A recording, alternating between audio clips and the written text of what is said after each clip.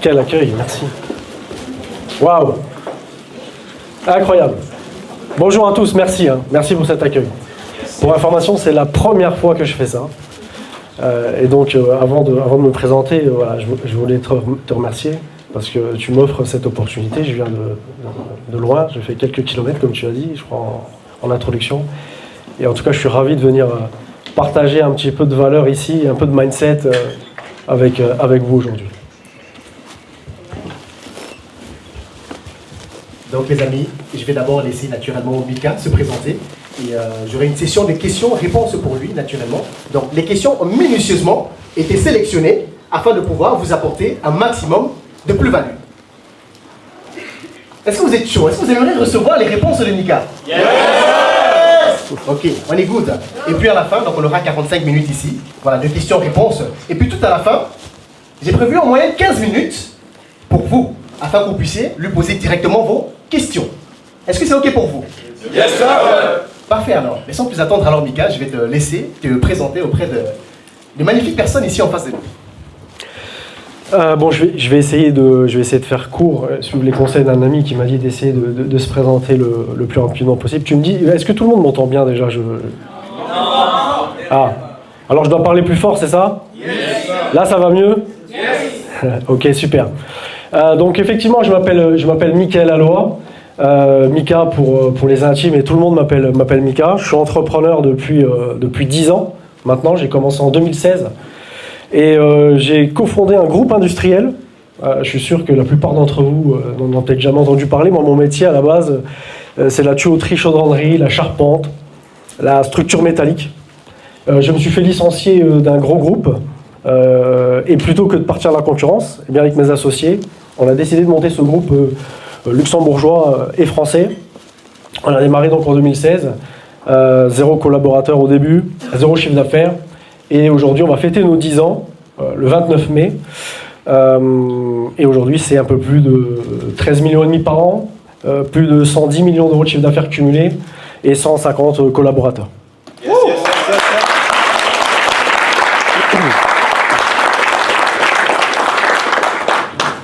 Donc ça c'est mon activité principale, et puis après moi j'essaie d'être présent sur les réseaux sociaux. On aura l'occasion d'en parler. J'ai une petite chaîne YouTube également, je parle beaucoup de mindset, et je fais pas mal de vlogs aussi qui permettent de suivre mes aventures entrepreneuriales qui m'emmènent à Paris, à Londres, à Miami, parce que j'investis pas mal aussi, beaucoup, les marchés financiers, la bourse, la crypto, l'immobilier à l'étranger également, les Émirats Arabes Unis, les États-Unis. Donc j'investis un petit peu partout dans le monde. Et grâce à l'entrepreneuriat, ça m'a permis de faire énormément de choses, mais on aura l'occasion d'en reparler. Merci. Merci beaucoup pour ta présentation, Mika. Et ce que Mika vous a peut-être pas encore dit pour le moment, il est en contact avec des personnes exceptionnelles, les amis, dans le monde du business. Il aura peut-être l'occasion de parler de tout ça par la suite. Et vous comprendrez par la suite l'importance de se constituer un réseau de qualité. Et le réseau, ça emmène énormément d'opportunités. Hein, Mika? Ouais, exactement. Moi, le réseau, ça a tout changé. En tout cas, ces 2 dernières années. J'ai rencontré et tout ça, en fait, grâce à Internet, grâce à YouTube, j'ai rencontré des gens incroyables. J'aurais pas pu le faire si j'avais pas eu, à un moment donné, le courage de me lancer sur les réseaux, parce que je ne l'ai peut-être pas dit, mais moi je suis un vieux par rapport à beaucoup de monde. J'ai 42 ans. Donc quand on a 42 ans, je suis père de 3 enfants. Se lancer sur les réseaux, c'est pas forcément quelque chose d'inné. Voilà, donc je me suis lancé sur les réseaux, et effectivement ça m'a ouvert beaucoup de portes. Ça m'a amené aux États-Unis, notamment, où j'ai réalisé un rêve de gosse d'aller à Miami, et j'ai rencontré des entrepreneurs incroyables. Donc je ne sais pas, bon, si je peux les citer, quelques-uns que vous connaissez peut-être, je ne sais pas, Taylor Chiche, Tammy Cabage ou autres, enfin des entrepreneurs que j'ai pu côtoyer. J'ai eu l'occasion de rencontrer Tony Parker, Ed Westwick, entre autres notamment. Donc tout ça parce que à un moment donné, j'ai voulu changer qui j'étais, ce que je faisais, et m'ouvrir le réseau. Ça a eu un impact considérable sur moi. Parfait, ça. Pourquoi se constituer un réseau de qualité, ça peut ouvrir beaucoup de débouchés, beaucoup d'opportunités. Ça va, les amis? Donc, je t'ai quand même préparé diverses questions, Mika. Donc, il y a une série de 10 questions avec un bonus à la fin. Ça va? Et le bonus, c'est assez intéressant. Elle est assez intéressante cette question, mais il y aura l'occasion de développer par la suite. Du coup, la première question que j'ai prévue pour toi, Mika, c'est du coup, quand tu as commencé, comment vivais-tu le rejet? Parce que dans notre activité, le rejet, c'est également quelque chose qu'on vit au quotidien. Et surtout, les noms que tu recevais, et les portes qui se fermaient. Mais à quel moment tu as arrêté de le prendre personnellement? Le rejet, oui, c'est quelque chose qu'on vit tous. C'est pas forcément évident, mais il faut persévérer tout le temps. Peu importe l'obstacle qui va se dresser devant vous, peu importe ce que vous allez faire, le rejet, ça doit être quelque chose aussi qui permette de vous remettre aussi en question. Il ne faut jamais laisser tomber, jamais abandonner. Moi, je persévère depuis très longtemps. J'abandonne pas. J'ai une vision assez forte de où je veux aller. Et forcément, il y a des choses que vous n'allez pas pouvoir faire, des gens que vous n'allez peut-être pas pouvoir avoir dans vos... des ventes que vous n'allez pas pouvoir faire ou autres.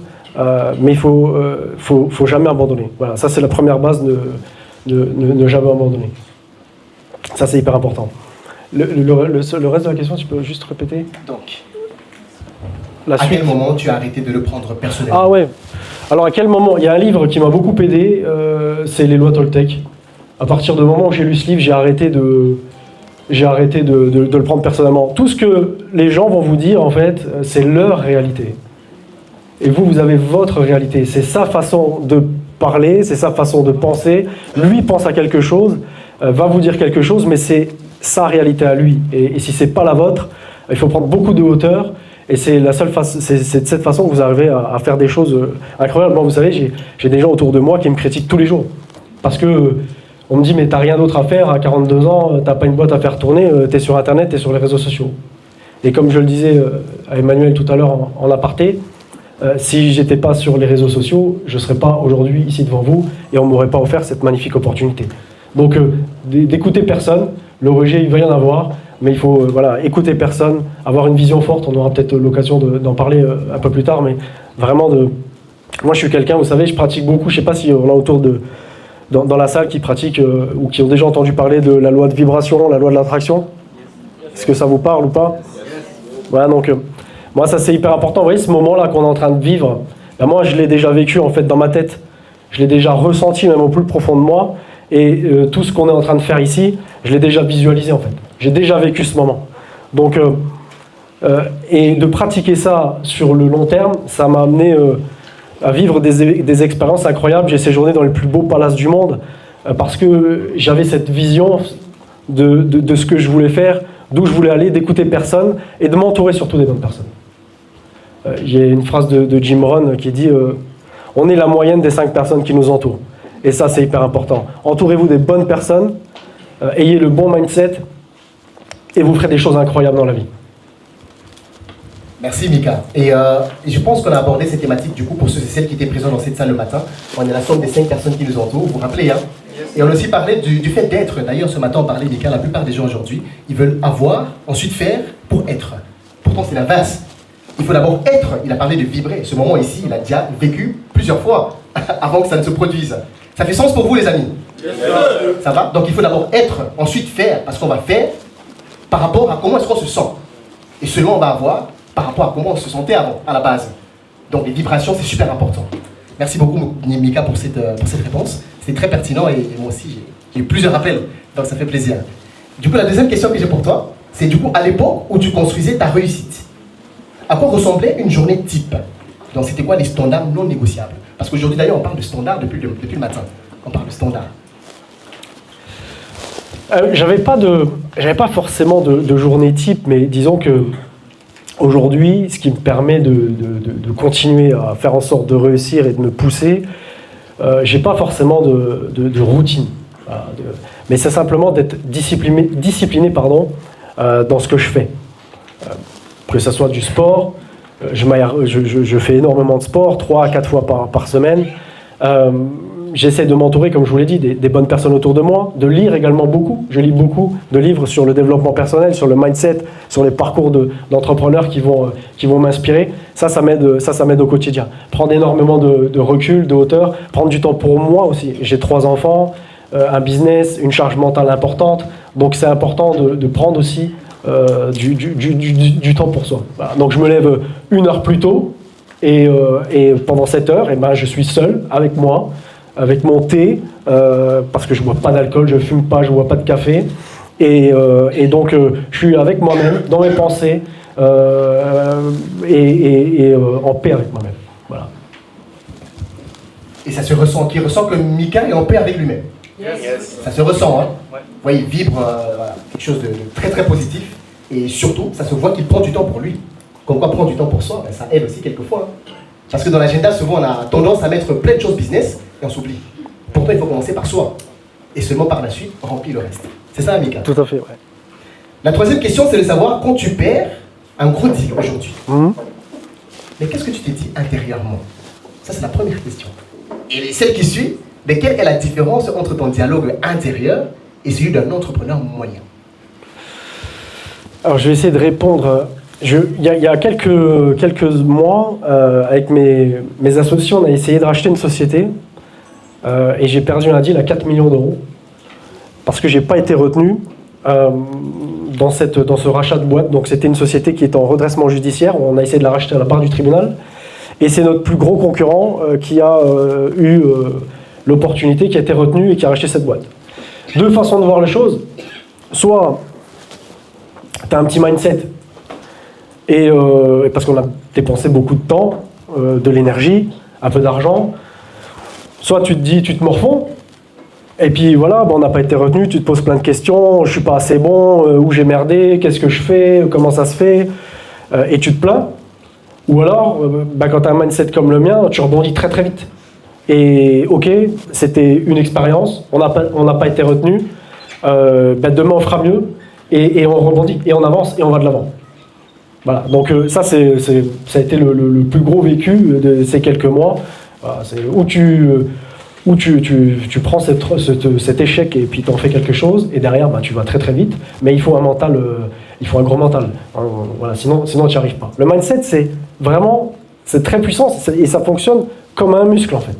C'est vraiment très important que vous puissiez comprendre au-delà de ce que vous faites ici aujourd'hui, que c'est très bien, mais derrière, il faut vraiment aller encore plus loin, notamment dans la lecture. Moi, la lecture, les podcasts, ça m'a beaucoup aidé à renforcer mon mindset, et bon, je vous parlerai peut-être de mon mentor mindset après. Merci Mika. Et je vous promets qu'on ne s'est pas concerté, les amis. Hein. Pour ceux et celles qui étaient bien attentifs, en début de journée, on a parlé de l'équation de la vie. Vous vous rappelez? L'événement plus le choix égale le résultat. C'est clairement ça. L'événement qui vous arrive, la situation que vous allez vivre, en fait, ça ne représente que 10% du résultat. Par contre, le choix, la manière dont vous allez réagir, et c'est ce qui déterminera à 90% le résultat. Et je pense que c'est clairement l'exemple que tu viens d'expliquer ici, Mika. Donc, une fois de plus, comme quoi, les choix que vous allez entreprendre après avoir vécu un événement, c'est ça qui est important. C'est sur ça que vous devez vous concentrer. Ça va, les amis? Yes, sir. La cinquième question pour toi, Mika. Non, la quatrième d'abord. Je ne vais pas sauter la question. Est-ce qu'à un moment, tu as dû travailler sur ta relation à l'argent? Ah ouais. Est-ce que tu t'es déjà senti illégitime de vouloir gagner beaucoup? Ouais, bien sûr que j'ai dû travailler ma relation à l'argent. Moi, j'ai pas été toujours entrepreneur, naturellement. J'ai été salarié. Et surtout, moi, je suis né dans une famille en France, classe moyenne, où l'argent, c'était tabou. On n'en parlait pas, en fait. Pour moi, c'était mal d'être riche. C'était mal de gagner beaucoup d'argent. Donc j'ai eu beaucoup de mal avec ça. Quand j'ai commencé à gagner de l'argent, ça a été compliqué, c'est vrai. Mais encore une fois, il y a des gens qui m'ont beaucoup aidé. Quand je me suis bien entouré avec les bonnes personnes et que j'ai suivi les bonnes personnes, je me suis bien entouré. L'argent, c'était plus tabou, plus du tout, au contraire. Aujourd'hui, moi, je me définis comme spirituel et capitaliste. J'aime l'argent. L'argent peut tout. Alors ok, il y a des gens qui vont vous dire l'argent ça achète pas la santé, l'argent n'achète pas le bonheur, l'argent ok, mais ceux qui vous diront ça, c'est peut-être ceux qui n'ont pas d'argent, mais ceux qui ont de l'argent, et j'ai côtoyé des gens qui ont beaucoup d'argent, ils auront tous la même conclusion. C'est pas l'argent qui va faire votre bonheur, c'est ce que vous allez en faire de votre argent. Et quand vous avez de l'argent, vous pouvez faire des choses incroyables. Moi, j'ai pu aller séjourner dans les plus gros palaces du monde, voyager en business, parce que j'ai de l'argent. Et tu vis des choses et des expériences aussi qui sont juste incroyables quand tu as de l'argent. Donc j'ai eu un problème, un problème de ne pas vivre avec beaucoup d'argent. Presque aujourd'hui, tu vois, c'est presque une quête pour moi, de jamais redescendre dans le niveau que je suis aujourd'hui, et au contraire d'aller encore de plus en plus haut, d'avoir des gros objectifs, parce que j'ai cette peur-là finalement, de redescendre aussi dans ces niveaux, dans ces standards. Je parlais de standards tout à l'heure, mais c'est important aussi d'élever ces standards, et j'en parlais sur la route tout à l'heure quand je suis venu. Pourquoi je séjourne dans les palaces de luxe et pourquoi je voyage en business? Pour élever mes standards, pour ne jamais redescendre en fait.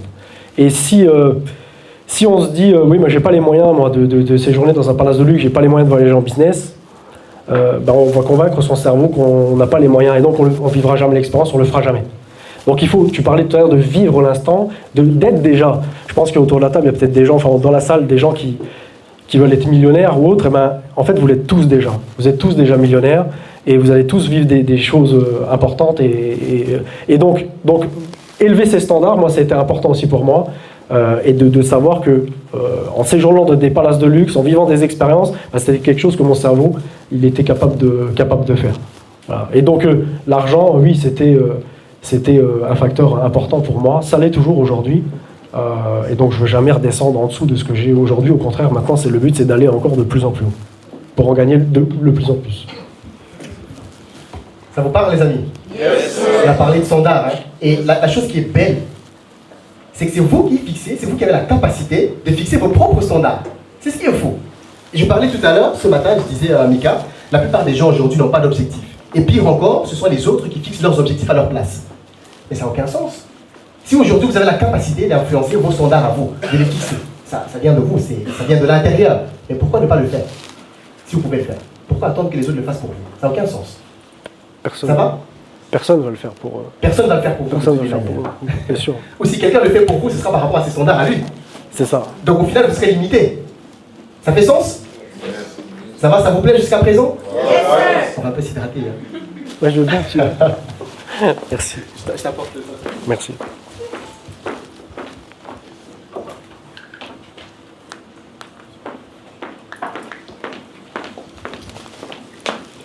Merci beaucoup.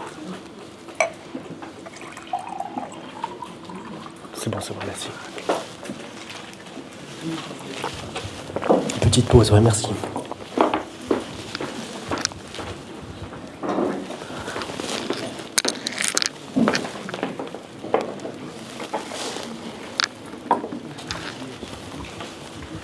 Alors, la question suivante, les amis, soyez très très attentifs. Hein. Ça, c'est très très très important comme question. Aujourd'hui, Mika, on va te mettre un peu dans la peau d'un coach. Coach. Tu vas nous coacher.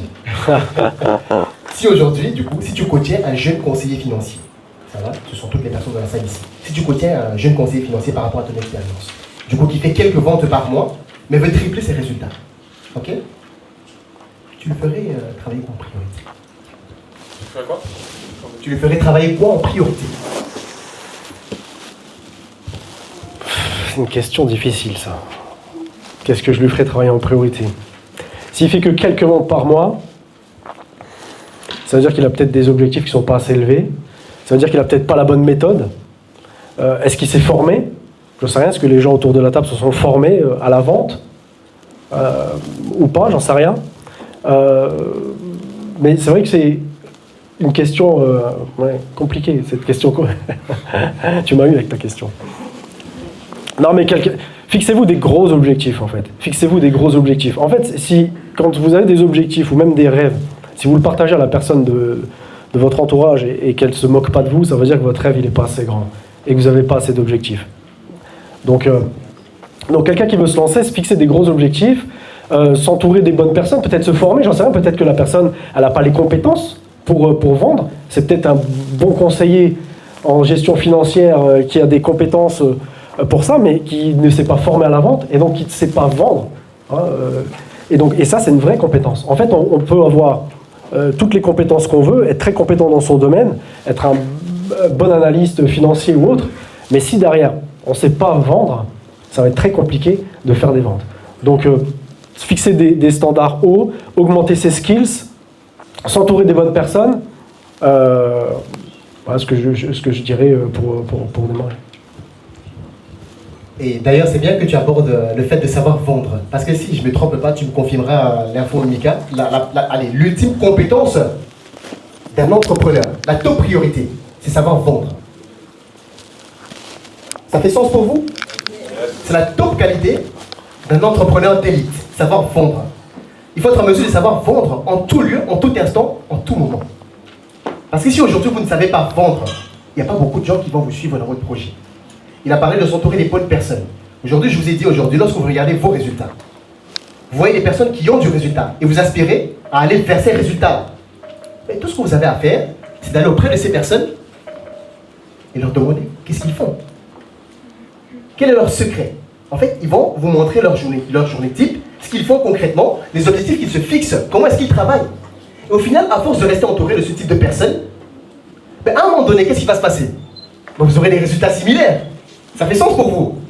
Mais pourtant, je vois aujourd'hui beaucoup de conseillers, beaucoup de collaborateurs qui n'ont pas forcément les résultats qu'ils veulent, mais qui restent entourés des personnes aussi qui n'ont pas de résultats.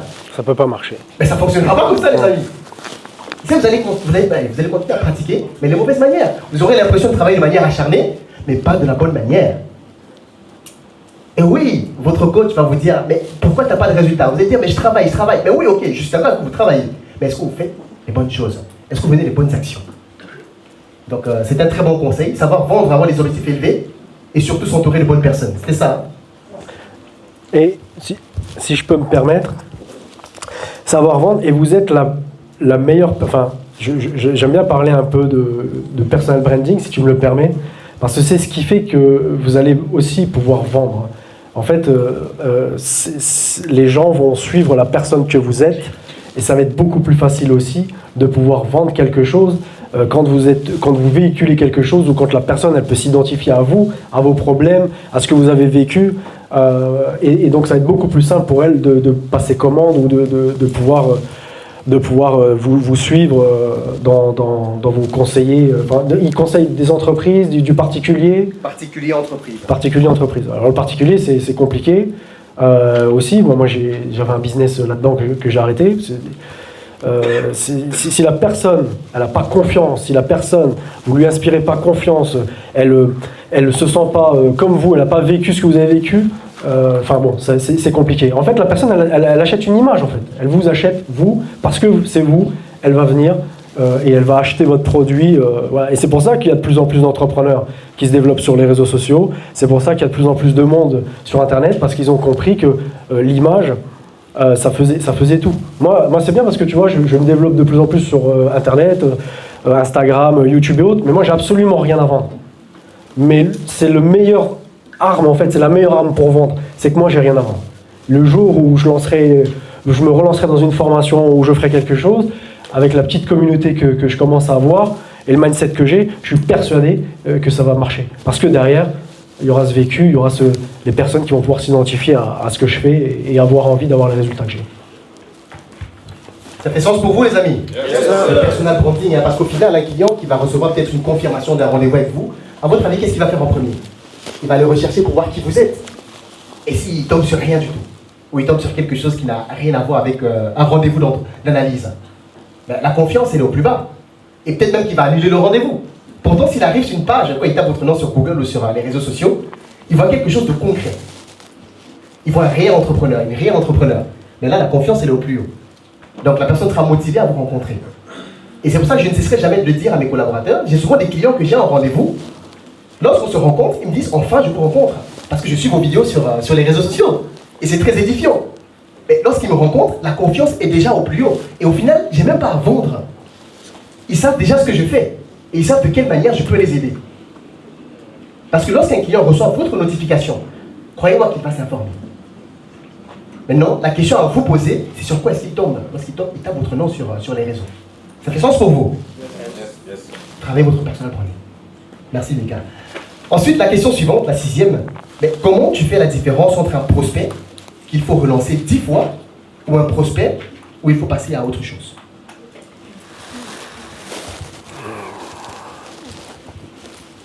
Alors, relancer 10 fois un prospect, je ne sais pas si c'est la bonne, si c'est le bon truc à faire. Voilà, surtout dans ces métiers de conseiller en gestion, c'est conseiller en gestion de patrimoine, finance, c'est un peu ça. Donc effectivement, relancer 10 fois la personne, je pense que c'est pas forcément ce qu'il faut faire. Je pense qu'au bout de 3 fois, si vous n'avez pas réussi à l'avoir, il faut passer à autre chose en fait. C'est à un moment donné, vous ne pouvez pas convaincre tout le monde déjà que investir son argent, peu importe la façon dont vous allez le faire, marché financier, immobilier, crypto, que c'est pour elles, que c'est important, que ça va leur permettre soit de se libérer, soit d'avoir des résultats vraiment importants. Vous n'allez pas pouvoir convaincre tout le monde. Donc à un moment donné, au bout de, oui, pour moi, 3 fois, si au bout de 3 fois le prospect, lâchez et passez sur autre chose. Passez à un autre prospect. Comme quoi, des fois, on perd beaucoup de temps à relancer plusieurs fois un prospect qui, clairement, on a compris. Hein. À la limite, ça demande plus d'énergie de relancer quelqu'un tout le temps, plutôt que passer à autre chose. Ça fait sens? Parce qu'on est souvent acharné à rappeler les mêmes personnes tout le temps. Ils ne répondent pas. Mais croyez-moi qu'ils voient vos appels. Hein. ils voient bien vos appels. Et si c'est intéressé, vous êtes rappelé. Ça fait sens?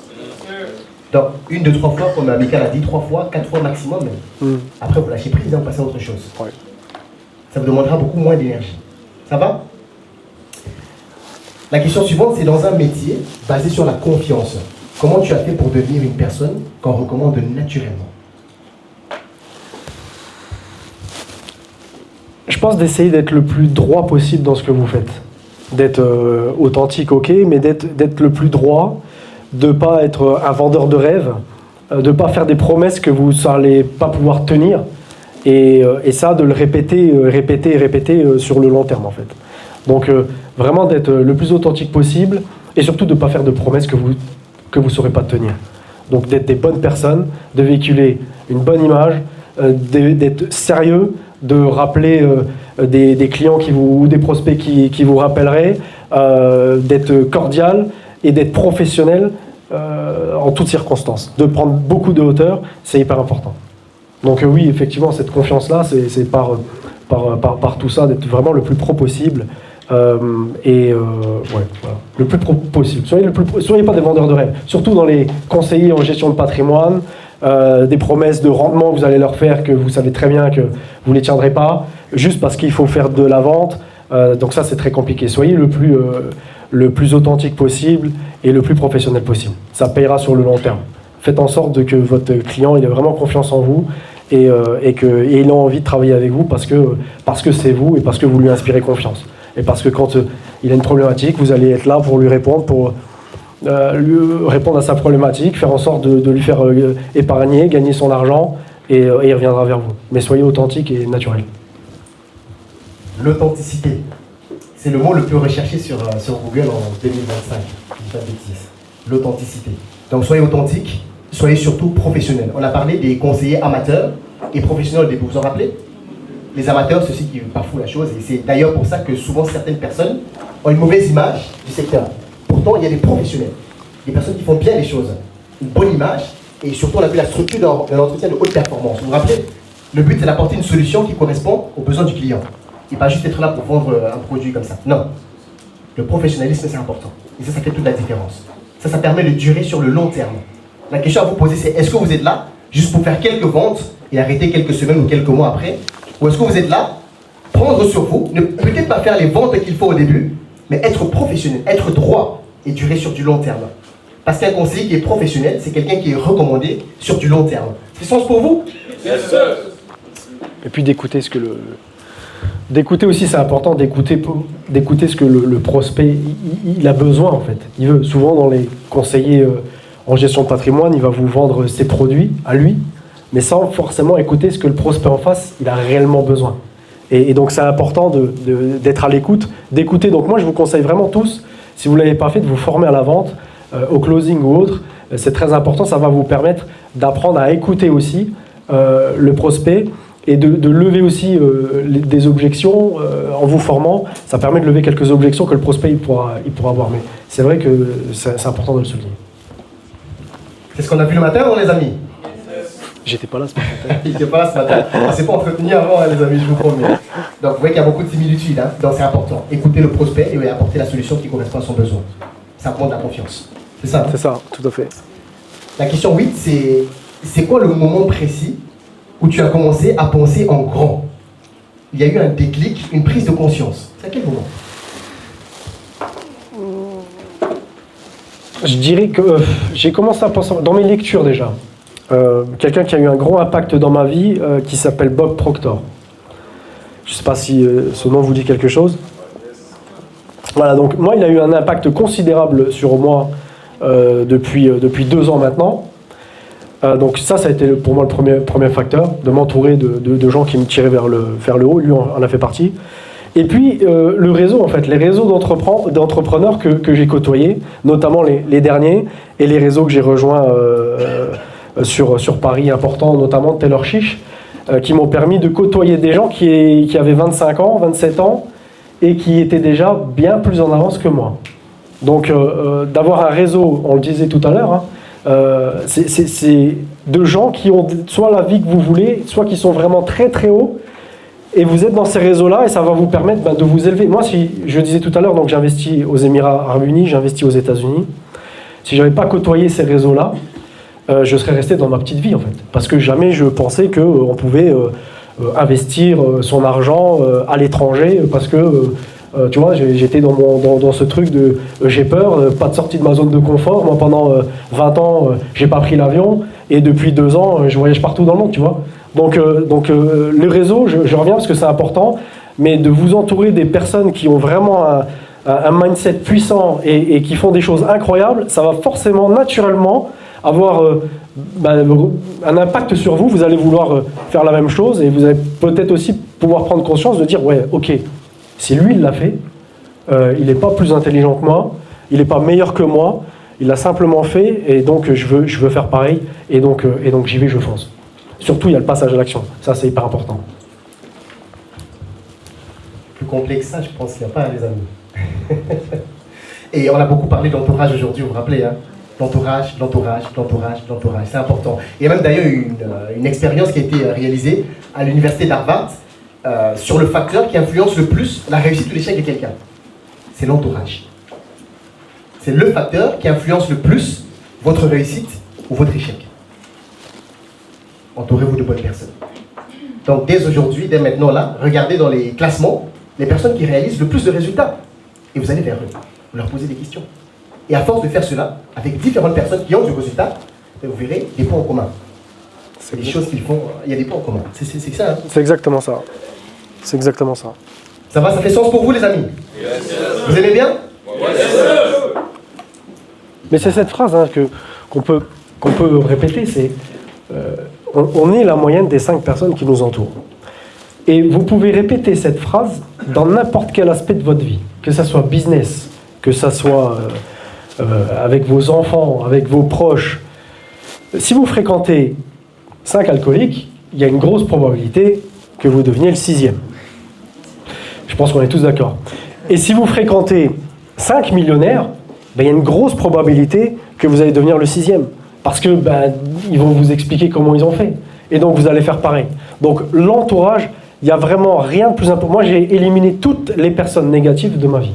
Toutes celles qui me mettaient le moral dans les chaussettes, comme on dit, ou toutes celles qui ont des mindsets qui ne sont pas à ma hauteur, je les élimine de ma vie. Voilà, je les fréquente plus, je fréquente plus ces gens. Donc, et voilà, on est la moyenne des 5 personnes qui nous entourent. Cette phrase, vous devez la noter, vous devez l'écrire par cœur, et vous allez voir que grâce à ça, vous allez faire des choses incroyables. Bravo. Merci Mika, c'est vraiment top. Vous sentez l'énergie, les amis? C'est authentique, hein? Ça se ressent. La question suivante, c'est de savoir si tu devais choisir. Je pense que vous avez déjà la réponse. Hein. Si tu devais choisir talent ou mental, ce serait quoi et pourquoi?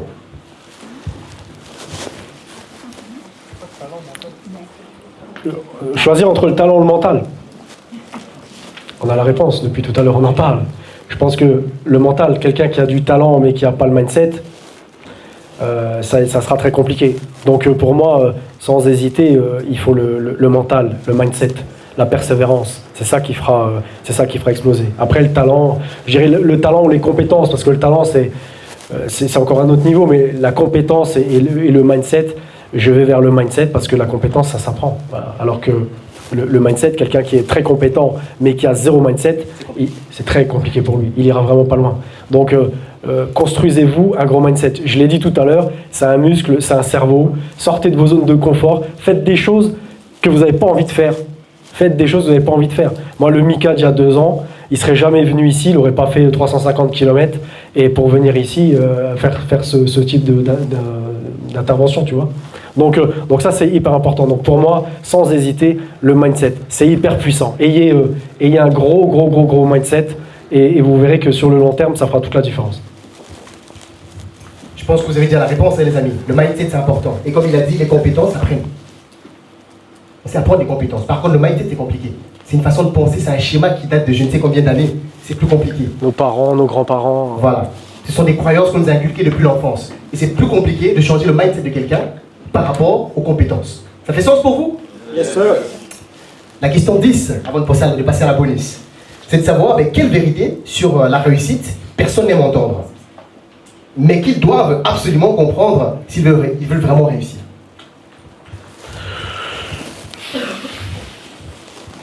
La vérité, c'est pas simple. Voilà, c'est des parcours semés d'embûches. Moi, je prends la notion de l'entrepreneuriat. C'est dur, c'est difficile. Et pas tout le monde va pouvoir être entrepreneur, pas tout le monde. Et c'est pas grave, c'est pas grave. Mais sur Internet, moi, je parle de beaucoup. Moi, je vis en France et quand je vois beaucoup de choses passer sur les réseaux sociaux français, on vous dit que si vous ne gagnez pas 10 000 euros par mois, vous avez raté votre vie. Si vous n'êtes pas entrepreneur, vous avez raté votre vie. Donc tout ça c'est compliqué. Donc oui, j'ai perdu la question, redis-moi, j'ai perdu le fil, excusez-moi. Donc la vérité sur la réussite que personne... Oui, la vérité, c'est dur. Voilà, la vérité que personne ne montre et que personne ne veut entendre, c'est que c'est dur et que c'est pas donné à tout le monde en fait. Beaucoup de gens, ils n'ont pas le cerveau et ils réussiront jamais. Il y a des gens, je pense, dans cette salle qui réussiront jamais. Alors, parce qu'ils n'ont pas le mindset. Hein. À l'heure où on se parle. Voilà. Mais si vous avez le mindset, c'est des choses qui seront possibles. Mais je veux dire, tout le monde malheureusement, et je suis désolé, mais tout le monde ne réussira pas. Tout le monde ne réussira pas. Et donc après, pour réussir, il faut faire des trucs que vous n'avez pas envie de faire. Tout simplement. Des trucs que vous n'avez pas envie et des trucs que vous n'avez pas l'habitude de faire. Sortir de votre zone de confort. Moi, je vous donne un exemple. Pendant 20 ans, je suis pas... donc je vous l'ai dit tout à l'heure, je n'ai pas pris l'avion pendant 20 ans et je ne suis pas retourné en région parisienne, à Paris, pendant 20 ans. Jusqu'à ce que je me lance sur YouTube et que je lance des podcasts dans lesquels j'interviewe des entrepreneurs. Et j'ai pas eu le choix. Je voulais des gros entrepreneurs. Je voulais des gens comme Taylor Chiche. Je voulais des gens comme Jody Cavalier, que vous pouvez voir sur Internet, ou comme d'autres. Des gens comme Hassan dans l'immobilier. Des gens comme Chris Dienda, trader en Suisse. J'ai pas eu le choix que de bouger à Paris. Si je voulais avoir une chaîne YouTube avec quelques abonnés, faire des podcasts avec des gens compétents, reconnus dans leur business et faire ça dans des endroits parce que je tourne dans des super studios, mais j'ai pas le choix que de sortir de ma zone de confort et de me dire Mika, si tu veux exploser, si tu veux vivre un truc, si tu veux interviewer les plus grands dans tes podcasts, t'as pas le choix, tu es obligé d'aller à Paris, tu vas être obligé d'aller à Miami, tu vas être obligé d'aller à Londres. Et donc je suis sorti de ma zone de confort et j'ai réussi à le faire aujourd'hui. Voilà. Donc sortir de sa zone de confort et faire des trucs qu'on n'a pas envie de faire. C'est clair, les amis. Je pense qu'on a parlé ce matin de... Je vais raconter d'ailleurs, je ne sais pas si tu connais toi le livre, non pas Plus malin que le diable, Le comité de Murphy, de Jerry Clark. Non. D'ailleurs, je te recommande, c'est un super ouvrage. Et en fait, qu'est-ce qu'il explique? Il parlait des vaches, des rhinocéros. Et puis ce sont des personnalités en fait. Les vaches, ce sont les personnes qui suivent la moyenne. Et puis les rhinocéros, c'est des personnes qui ont la peau dure, qui vont entreprendre et qui vont renforcer leur peau au fur et à mesure de leur avancée dans l'entrepreneuriat. Et du coup, un rhinocéros qui commence l'entrepreneuriat, il va entrer dans la jungle. Et la jungle, c'est dur, c'est compliqué, on peut vite mourir. Et donc, tu as 100% de la population, tu as 90% qui restent dans le pré des vaches, et tu as 10% qui entrent dans la jungle. Et parmi les 10% qui entrent dans la jungle, tu as 7% qui vont mourir dans la jungle ou retourner dans le pré des vaches, et tu as seulement 3% qui vont traverser. Pourquoi? Parce que dans la jungle, tu as 5 entités qui vont tout faire pour te faire retourner de l'autre côté. Tu as la famille, les proches, généralement au début, c'est ce qui nous fait arrêter. Ensuite, tu as des soucis financiers au début. Et puis, qu'est-ce qui arrive? Une relation amoureuse, peut-être. Quelqu'un que tu vas beaucoup aimer, qui va soit te tirer de l'autre côté, ou te faire arrêter. Et puis, pour finir, tu as une situation assez difficile. Ça peut être un décès, ça peut être une grosse crise financière qui arrive. Bref. Et ce sont toutes ces entités-là qui font en sorte que tu vas soit te retourner de l'autre côté, ou tu meurs dans la jungle. Et l'objectif, c'est de pouvoir passer ces différentes étapes afin d'arriver de l'autre côté. Et quand tu arrives de l'autre côté, en fait, tu as la peau épaisse. Ah, c'est lourd.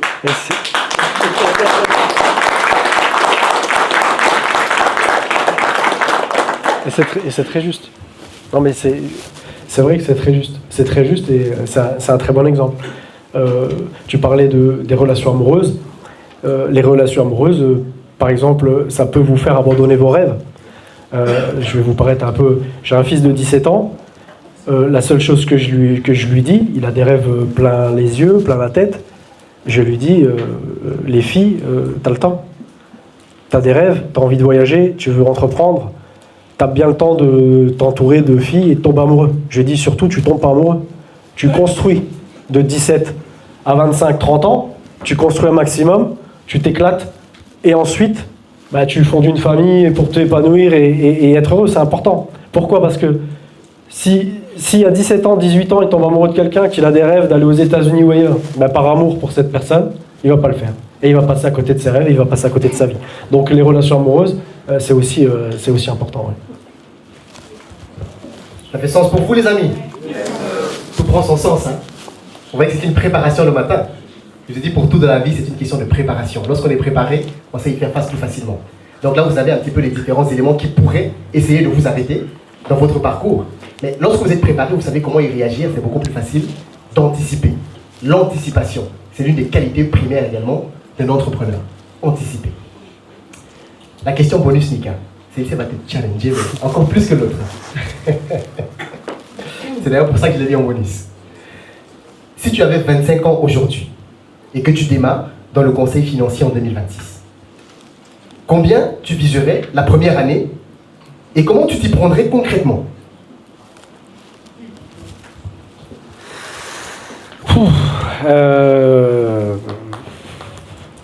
Comme je le disais, je me fixerai les plus gros objectifs qui soient.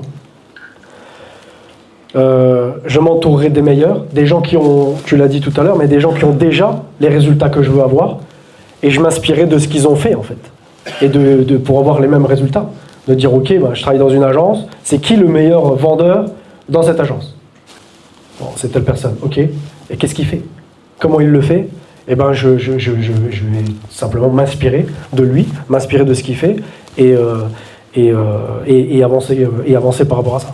Donc oui, c'est s'inspirer des meilleurs, en fait, d'avoir autour de vous, ou de vous inspirer des gens qui ont des meilleurs résultats. Donc quelqu'un qui vient de démarrer, il a 25 ans, il va prendre peut-être la personne, peut-être pas forcément la plus expérimentée, parce que c'est peut-être pas celle qui est la plus expérimentée qui fait les meilleures ventes, mais quelqu'un qui a les meilleurs résultats et s'entourer des meilleurs résultats en essayant de lui apprendre. Apprends-moi, c'est quoi? Je veux obtenir tes résultats, je veux faire 10 000 euros par mois, je veux faire 100 000 euros par mois comme toi, je veux 10 clients tous les mois, je veux 100 appels. Comment tu fais?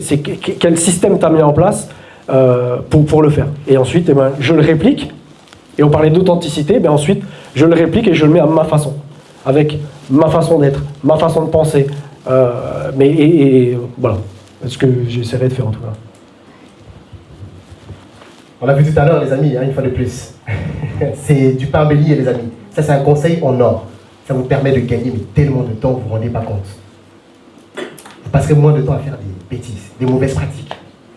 Allez juste vers ceux qui ont déjà le résultat et demandez-leur, tout simplement. Ça va? C'était tout pour moi, Mika. Maintenant, je vais laisser la parole à la salle. J'imagine que vous avez certainement des questions. Donc, on a 15 minutes, top chrono, pour vos questions. Mais avant, je ne sais peut-être pas si Mika, tu as peut-être quelque chose à rajouter. Ou alors, on prend les questions directement. Non, c'est des questions, je suis envie d'y répondre. Ou pas. La parole est à vous. Pas obligatoire.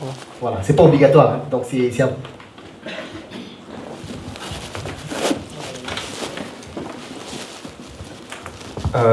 C'était super édifiant, super intéressant. Déjà, merci pour toutes les clés que tu as pu apporter. Ici, ma question, c'était comment est-ce que tu as fait pour trouver tes associés? Parce que souvent, on veut créer de grandes choses et on nous conseille souvent d'être avec les bonnes personnes pour créer encore plus grand. Donc, comment est-ce que toi, tu as fait pour reconnaître que telle et telle personne, si je m'associe avec eux, j'aurai le résultat que je désire avoir? Alors merci pour cette question. Alors, j'aurais dû le préciser, moi mes associés, je travaille avec eux depuis 20 ans, quasiment. On s'est connus, on avait 21 ans, 22 ans. Donc pour nous, on est très complémentaires. Comment trouver des associés? C'est très compliqué. Trouver des associés, à un moment donné, même aujourd'hui, par exemple, je suis ici, moi je suis sur les réseaux sociaux, mes associés ne le sont absolument pas. Donc c'est compliqué. Maintenant, c'est le temps. Il faut apprendre je vous parlais, moi ça fait 2 ans que j'ai rencontré Taylor Chiche. Aujourd'hui, on se côtoie. J'ai pas encore investi avec lui, on n'est pas encore associé dans des business, ça va le faire. On apprend à se connaître, donc apprendre à connaître les gens, c'est hyper important. Pas aller trop vite.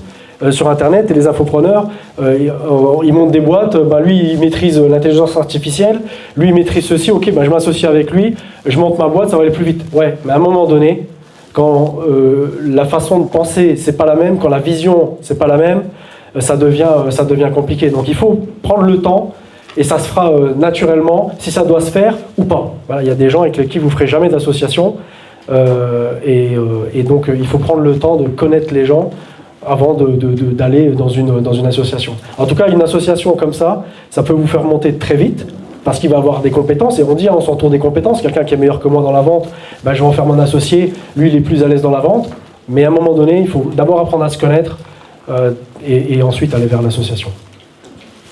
Merci.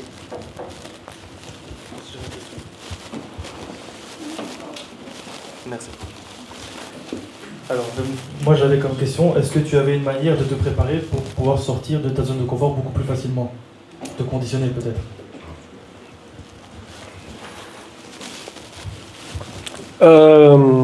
J'ai pas forcément de manière de me préparer, mais disons que je me parle à moi-même en fait. Tu vois, quand Emmanuel m'a proposé de venir, le mois d'il y a quelques années, il aurait trouvé une excuse. Oh non, un samedi. Non, il faut prendre la voiture, 3 heures de route. Non. Mais pas un seul instant, j'ai envoyé ces signaux dans mon cerveau. J'ai que envoyé du positif. J'ai vu que l'opportunité que Emmanuel m'a offert d'être ici. Donc, ça va très vite en fait. Donc, c'est ce que tu vas raconter à ton cerveau qui va faire que tu vas sortir de ta zone de confort. Dès que tu vas... On en parlait en plus avec Edmond dans la voiture, la prise de décision, elle doit être rapide. Et à partir du moment où vous avez pris la décision, vous ne revenez pas en arrière. Sans vous chercher ou trouver une excuse. Parce que là, vous n'allez pas passer à l'action et vous n'allez pas le faire. Donc vraiment, la prise de décision, à partir du moment où vous faites quelque chose, elle doit être très rapide. Et une fois que vous avez pris la décision, vous ne revenez pas en arrière. Ça, c'est très important.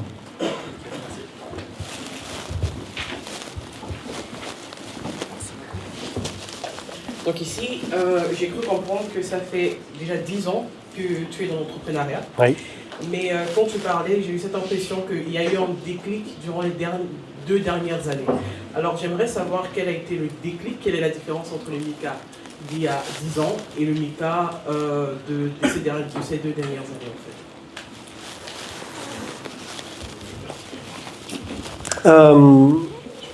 Il y a eu deux facteurs. Il y a quelques années, donc j'ai cofondé mon groupe en 2016. On avait réussi, 2016-2020. Et j'étais un entrepreneur lambda, classique. Et en 2020, il y a quelqu'un que j'ai rencontré, qui s'appelle Tammy Cabage, et il a tout changé chez moi, en termes de mindset. Et il m'a tout appris, en tout cas une bonne partie, sur les investissements sur les marchés financiers. Et donc je suis passé d'un stade où je n'investissais pas du tout mon argent, je faisais mon job normal comme tous les entrepreneurs, à un stade où j'ai compris que je pouvais investir mon argent et faire des choses différentes.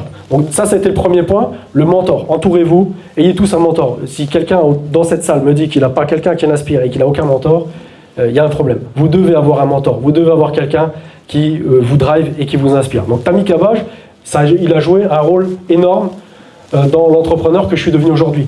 Deuxième facteur, ça a été la spiritualité ou plutôt le dev perso. Je vous ai parlé de Bob Proctor tout à l'heure, il a eu cet impact-là. Je lis énormément et donc Bob Proctor a eu un impact sur le Mika que je suis devenu aujourd'hui, en termes de mindset, en termes de vision, de vibration, d'attraction, etc. Donc, disons que le Mika d'il y a 10 ans, il n'avait pas de compétences, pas beaucoup de compétences, ni en matière d'investissement, de finance, même sur les réseaux sociaux, dans le marketing ou autre, et j'ai continué en fait depuis 2020 jusqu'à aujourd'hui de me former en permanence dans tous les secteurs du business, quel qu'il soit, mais de me former partout, sur Internet, sur les réseaux sociaux, dans le marketing, dans tout ce que je suis pas à l'aise, voilà, et de m'entourer de bonnes personnes. Donc ça a été voilà, les deux mentors, Bob Proctor, Tammy Kabash, pour moi, ça a été ce qui a fait que je suis devenu aujourd'hui. Et puis après, bien sûr, le mentor, mais il y a le passage à l'action. Si vous passez votre vie à lire des livres sans jamais passer à l'action, vous ne changerez pas vos objectifs et vous ne vivrez pas une vie incroyable et vous ne réaliserez pas vos rêves. Donc bien sûr que s'entourer, avoir un mentor, du mindset, mais bien sûr le passage à l'action. Ça fait partie de ce qu'on disait tout à l'heure, la fraction de seconde. La décision, elle doit se prendre très rapidement. Il y a d'autres questions au fond. Je ne sais pas, le micro, il va pas. Tu peux peut-être te lever et la poser.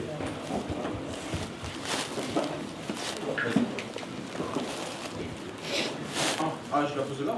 Ah, ok. Tu peux venir si tu veux. Hein. Ah non, c'est... Ah, ok. En fait, je me demandais comment tu as fait pour t'éduquer financièrement. Par exemple, quand l'argent, au début, vient de ton compte, comment tu as fait pour gérer cet argent au fur et à mesure des années, là, jusqu'à maintenant? Écoute, moi c'est simple. Je me suis formé sur Internet. Donc, on parlait tout à l'heure de relations à l'argent avec les proches, avec tout ce qu'on nous raconte. Moi, j'ai grandi, je le disais, moi l'argent, c'était tabou, en fait. L'argent, c'était mal. Quelqu'un qui gagnait beaucoup d'argent, c'était pas bien. Jusqu'à ce que je me forme un peu et que je rencontre Tammy Kabash, j'ai appris, en fait, à faire travailler mon argent. Aujourd'hui, j'ai appris sur Internet, oui, je me suis formé sur Internet à faire travailler mon argent. Donc je l'investis en bourse, en crypto, dans l'immobilier, mais parce que je l'ai investi sur les marchés financiers, parce que je me suis formé. Ça, c'était la base, la formation, me former. La lecture et les formations. YouTube, oui, mais YouTube, ça ne fait pas tout. YouTube, ça ne va pas vous donner des stratégies. Moi, toutes les stratégies que j'ai sur les marchés financiers, on ne me les a pas enseignées sur YouTube. Parce que YouTube, c'est gratuit. Toutes les stratégies qui font exploser les résultats, je les ai apprises grâce aux formations que j'ai pu faire. Parce qu'il y a des stratégies d'investissement notamment qui permettent d'avoir des résultats intéressants. Et toutes ces stratégies-là, je les ai apprises en achetant une formation. Donc se former, c'est hyper important pour ça. Et c'est comme ça que j'ai appris à faire travailler mon argent, en me formant. Autre question, oui. C'est une petite question un petit peu différente. Mika, tu as dit que tu avais 3 enfants. Oui. Comment est-ce que tu leur parles d'argent et d'entrepreneuriat? Eh ben, je fais ce que mes parents ils n'ont pas fait, c'est que moi on en parle à table en fait. On en parle à table. Et les 3, je les matraque en mindset d'entrepreneuriat et d'argent. Voilà. Alors bien sûr, l'argent, je leur dis, vous savez, moi avec votre maman, l'oseille vous en verra pas la couleur, on va tout cramer. Et à vous à faire en sorte d'exploser vos résultats et de trouver un moyen de faire de l'argent. Je vous aiderai si vous avez des projets, mais vous devez comprendre comment ça fonctionne. Mais donc, avec mes enfants, l'argent, c'est pas tabou. C'est pas tabou, on en parle. Ils ont compris que c'était important aujourd'hui. Ils savent très bien que quand on a de l'argent, on peut faire des trucs juste incroyables. Donc, aujourd'hui, c'est pas tabou, on en parle à table, quand on mange, voilà. Et puis surtout, vous savez, moi j'ai des filles qui ont 12, 14 ans et un grand garçon qui a 17 ans. Les filles, à 12 ans à 14 ans, la plupart des parents, ils leur brisent leurs rêves, en fait. Et donc, moi, je les pousse. Moi, vous savez, j'ai une fille qui a 14 ans, son rêve, c'est quoi? C'est d'intégrer la Star Academy. Bon. La plupart des parents, ils diraient quoi? Ils diraient, bon, écoute, t'iras jamais, c'est pas bien, Star Academy, enfin bref. Non, moi, j'essaie au contraire, de la pousser. Ok, ma fille, vas-y, on y va. Star Academy, je crois que c'est 17 ans qu'il faut avoir pour passer les castings.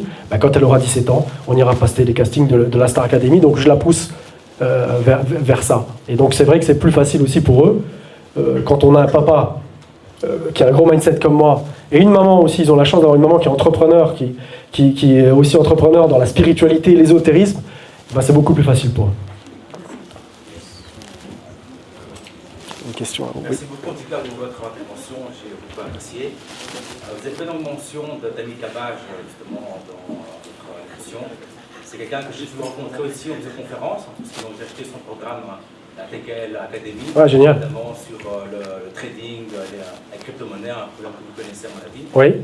Et donc, je veux un petit peu savoir quel est le conseil le plus inspirant qu'il vous a donné au niveau donc, du mindset, au niveau de l'entrepreneuriat, au niveau des marchés financiers. Qu'est-ce qui vous a interpellé chez lui?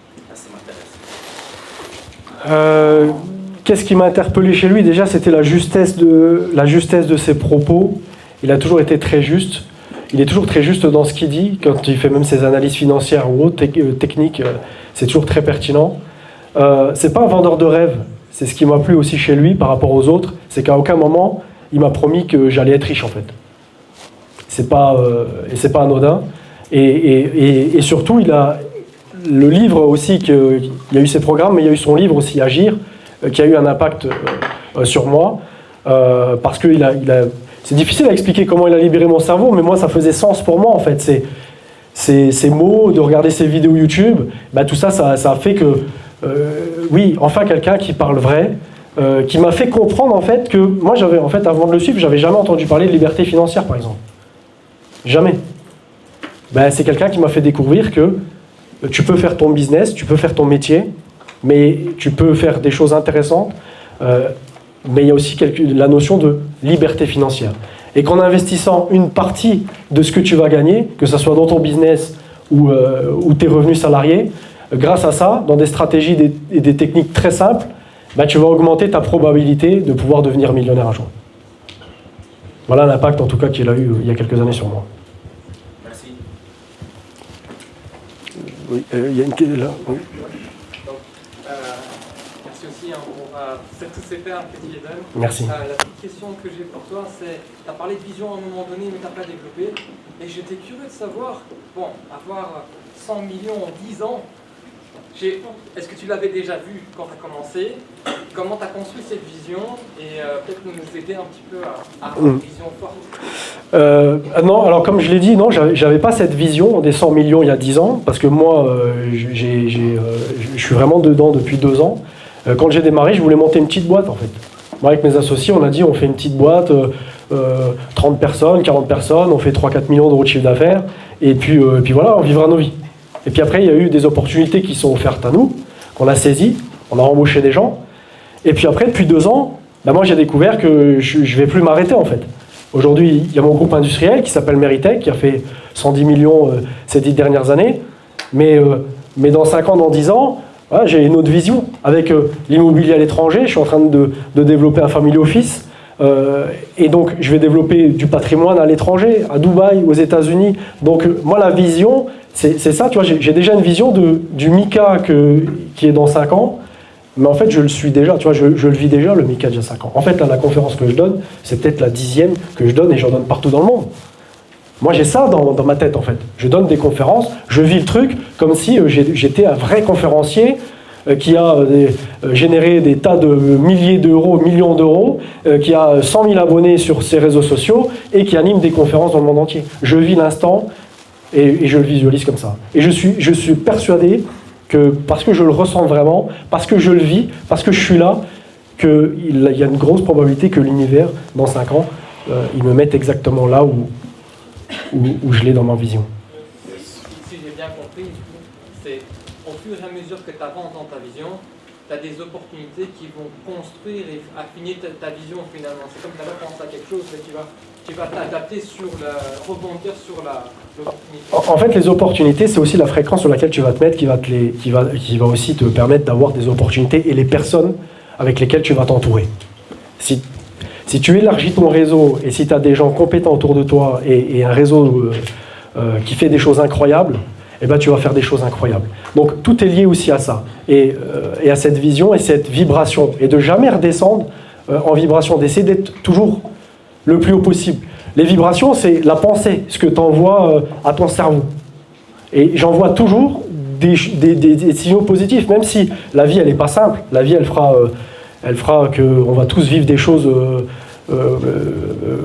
plus ou moins... voilà, enfin, bref, on va tous vécu des choses qui vont être pas cool, mais après c'est notre capacité à rebondir très très vite et notre capacité vraiment à s'élever. Voilà. Moi j'essaie de m'élever spirituellement, ça m'aide beaucoup, et d'avoir cette vibration haute qui m'offre en fait des opportunités. En fait c'est cette vibration et ces standards qui sont élevés qui m'offrent cette opportunité d'être là aujourd'hui. C'est parce que je vibre haut, j'essaie de m'élever, et que je suis présent aussi aujourd'hui. Question encore. Peut-être une dernière. Petite question. Après, vous aurez l'occasion de contacter Mika. Vous avez son Instagram. Hein. Vous abonnez à sa page et vous l'envoyez un message, tout simplement. Ça va? Dernière question peut-être, et puis après c'est bon. C'est rapide, c'est juste pour savoir, tu as dit que tu lisais beaucoup. Je voudrais juste savoir ton petit top 3, tes meilleurs livres, ceux qui t'ont le plus débloqué le mindset. L'autoroute du millionnaire, pas mal. Vous êtes né riche, de Bob Proctor. Ça c'est et puis en troisième, les lois Toltec, ou même Agir de Tammy Cabage, parce que je pense que vous êtes conseiller en gestion de patrimoine ou conseiller financier, ça peut aussi vous aider. Donc l'autoroute du millionnaire, et Agir, et puis Vous êtes né riche. Vous êtes né riche de Bob Proctor. En fait, c'est un livre que j'ai souvent avec moi. Alors bon, là, je ne l'ai pas pris, mais je l'ai souvent avec moi. Je surligne, je les lis, je lis assez souvent. Donc, ouais, ça a eu un gros impact en termes de mindset. Mais il n'y a pas vraiment de... Tu vas sur Amazon et tu tapes développement personnel, mindset, et puis tu y vas. Et puis tu t'instruis. Tu lis 15 livres, 10 livres par an. Moi, je lisais rien, hein, 0 livre. J'ai quitté mes études en 2004. De 2004 à 2020, 0 livre. Donc je te dis 0. Voilà. Donc, et ensuite, il y a eu tout ça. Je vous ai parlé de Tammy Cabage et autres. Et ensuite, j'ai commencé à lire des livres.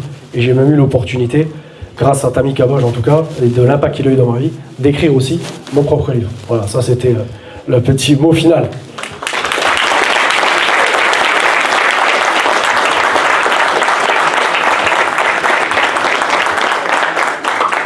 Ça va les amis, vous avez aimé? C'était impactant, hein? Une fois de plus les amis, franchement, merci à toi Mika, c'était vraiment super. Je pense que tu as pu voir l'impact que tu as eu vis-à-vis de ces personnes. Et les amis, c'est juste on sait refaire, mais vraiment une vraie standing ovation en se levant tous ensemble pour Mika. Merci. Un peu plus fort les amis. Un peu plus fort.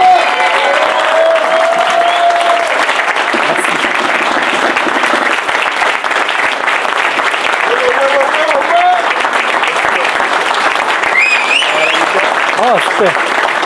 Merci beaucoup. Merci. C'est top vraiment. Merci à toi surtout. Merci pour l'opportunité. Avec grand plaisir. Et puis voilà.